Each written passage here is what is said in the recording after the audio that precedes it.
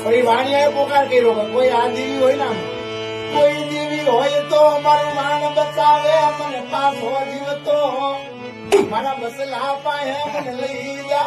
હા હા અને આમ જે ધજા દેખીને આ દેવી હોય અને હું કદાચ ઉગરીને હારે આવી જાઉં ને તો લીલા નારિયેળ એના પગથિયે લીલા નારિયેળ વધુ વાણિયાની ગાય કઈ હાંભળી ગઈ મારી દરિયાની દેવી મારી સિંધોડી ઈદ મેલડી ઈદ સિંધોડી ઈદ દરિયાની દેવી.